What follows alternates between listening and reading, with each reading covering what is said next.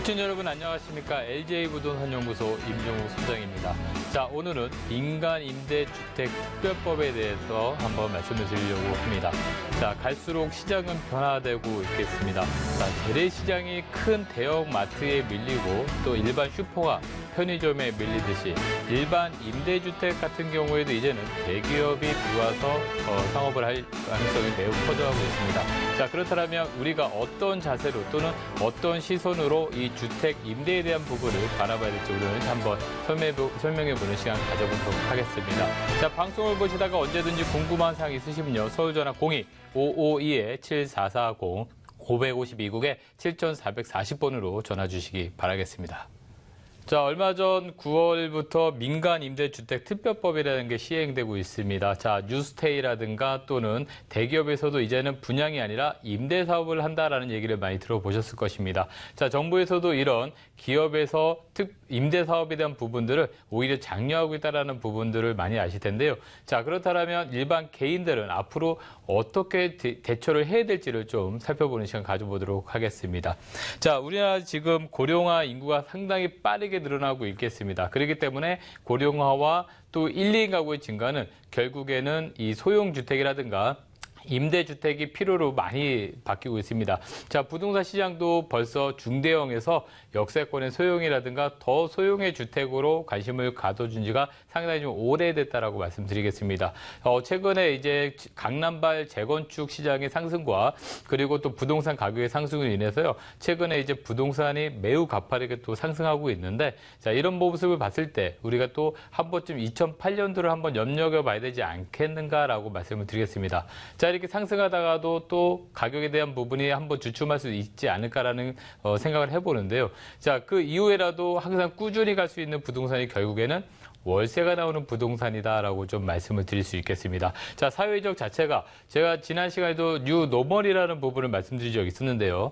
2008년도 이후로 우리는 저성장과 또 고령화 사회로 접어들었습니다. 그러면서 1인 가구의 증가로 인해서요.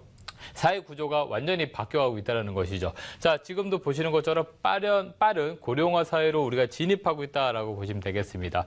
자, 다른 선진국에 비해서 매우 빠른 속도로 고령화에 진입하고 있겠는데, 자, 우리나라는 2026년도가 된다라면 벌써 초고령 사회로 접어든다라고 보실 수가 있겠습니다. 자, 다른 나라 선진국들은 굉장히 오랜 시간 동안 고령화가 진행되기 때문에 나름대로 준비할 시간이 있습니다. 하지만 우리나라 같은 경우에 고령화 시간이 너무 촉박하기 때문에 실제로 본인의 어떤 노후 준비도 제대로 준비되지 않은 채 우리가 고령화 사회에서 삶을 살아야 될 수밖에 없는 그런 상태가 된다라고 말씀드리겠습니다. 따라서 지금부터 노후 준비는 매우 필요하다. 즉, 나이 불문을 해서 지금부터 노후 준비를 해야지만 향후에 100세 시대까지 사는 노후를 준비할 수 있다는 것입니다. 그래서 부동산 시장과 모든 사회 구조 자체가 이렇게 고령화에 준비를 해서 가야 되는 시점으로 접어들었다라고 얘기 드릴 수가 있겠습니다. 자, 더불어서 1, 2인 가구의 증가입니다. 자, 2000년도 초반만 하더라도 1, 2인 가구의 비율이 약 34.7%였다라면 지금 2016년도에 왔을 때는 벌써 54.7%가 되겠습니다. 상대적으로 5인 가구는 많이 줄어들고요. 3, 4인 가구도 2000년도만 하더라도 51.9%에서 지금 39.5%로 줄어들게 되겠습니다. 따라서 1, 2인 가구 증가는 앞으로 더 지속될 예정이고요.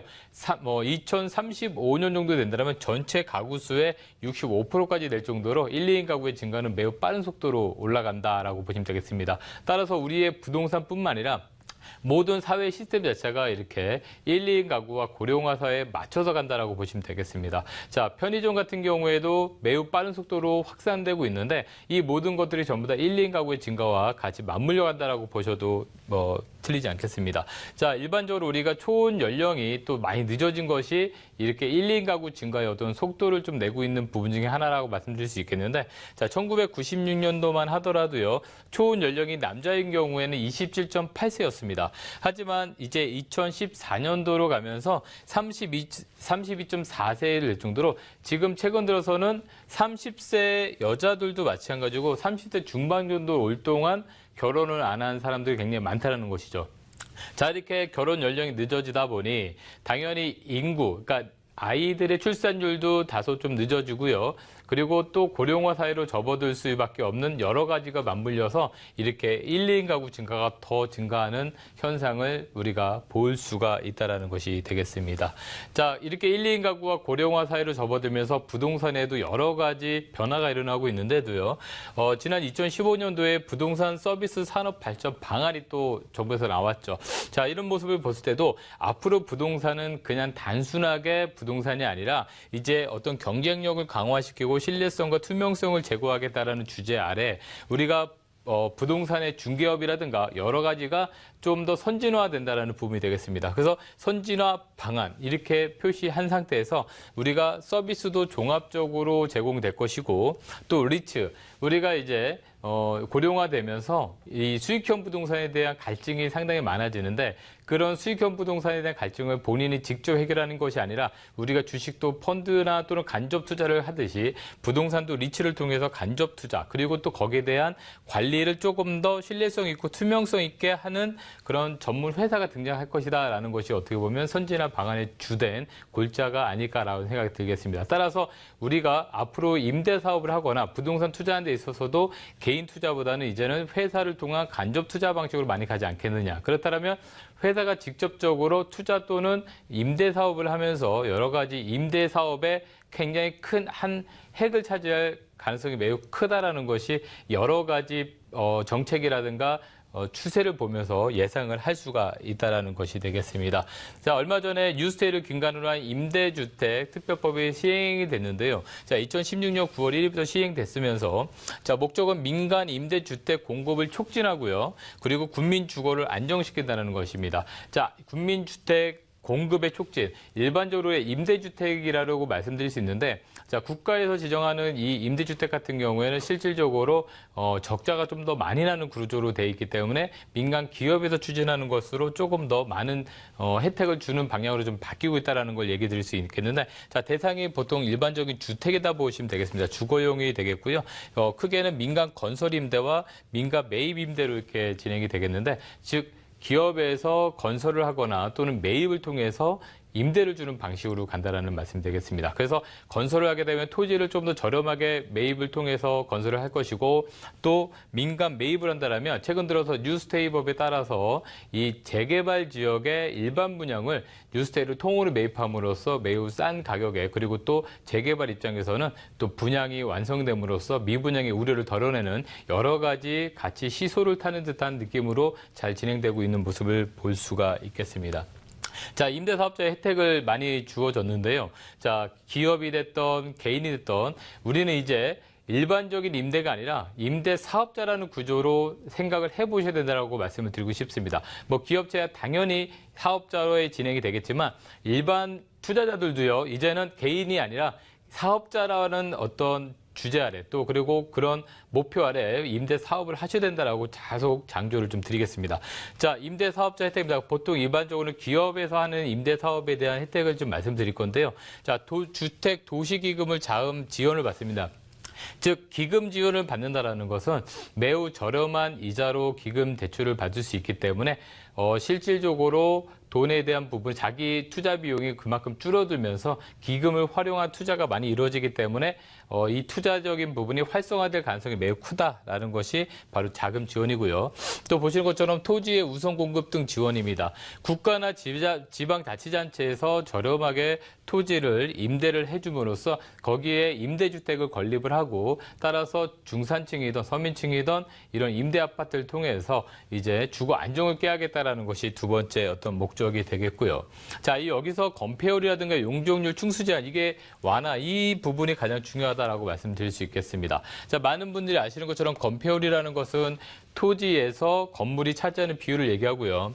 자, 용적률은 바로 고층으로 올라갈 수 있는 비율을 얘기합니다. 따라서 건폐율이나 용적률을 완화해주면서 더 높은 층과 더 높은 용적률을 통해서 재개발 사업이 됐던 토지의 공급이 됐던 전부 다 굉장히 편리한 그리고 또 사업성이 있는 부분으로 바뀔 수 있는 가능성이 매우 커진다라고 보시면 되겠습니다. 자, 최근 들어서 대기업들이 본인들의 부지에다가 이런 자금력을 통해서 계속 임대 사업을 넓혀가고 있겠습니다. 따라서 앞으로 이 임대 사업에 대한 부분들을 기업에서 독차지할 수도 있는 그런 부분이 열려 있다라는 얘기입니다. 따라서 이 임대 사업에 대한 부분들을 개인들도 상당히 좀 욕심을 내고 좀 관심을 더 두셔야 되지 않겠는가라고 말씀드리겠습니다.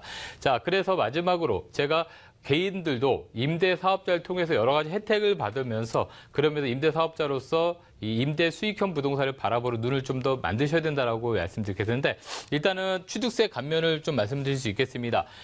그냥 매입하시는 것보다 주택임대사업자를 냈을 때는 취득세 감면을 받을 수 있기 때문에 보통 일반적으로 85%까지 감면을 받을 수 있습니다. 작년까지는 100% 감면이 되다가 올해는 85%까지 감면이 되겠고요. 재산세 같은 경우에도 50% 정도 감면을 받을 수 있는 규정이 있겠고, 또 주택수가 많으신 분들은 종합부동산세에 대한 감면, 그리고 또 여러 가지 소득세나 양도소득세에 대한 부분까지도 감면받을 수 있기 때문에 일반적으로 그냥 임대를 주시는 개념보다는 주택임대 사업자로서 여러 가지 혜택을 받아가시고 또 거기에 걸맞춰서 앞으로 이 기업 임대주택과의 어떤 경쟁력을 좀 더 키워가는 것이 무엇보다 중요하겠습니다. 자, 이렇게 방송을 통해서 많은 얘기를 드릴 수 없기 때문에 주제만 짤막하게 말씀드린다면 세미나를 통해서 보다 세밀하게 어떻게 투자를 해야 되고 어떻게 관리를 해야 될지 이런 앞으로 노후 준비에 대한 부분들을 세세하게 좀 말씀을 드릴 예정입니다. 그래서 지역 선정과 그리고 또 건물 관리 기법이라든가 여러 가지를 좀 말씀드릴 건데요. 매주 수요일 오후 2시에 세미나가 준비되어 있습니다. 공동료 8번 출구에 되어 있고요. 선착수 10명을 투자를 하니까요. 많은 신청해 주시고요. 신청 전화는 서울전화 02-552-7440으로 전화 주시고요. 방송을 보시다가 언제든지 궁금한 사항 있으시면 전화 주시기 바라겠습니다. 자, 2부에서는 투자에 도움될 만한 매물 정보를 소개해 주는 시간으로 바로 연결되도록 하겠습니다.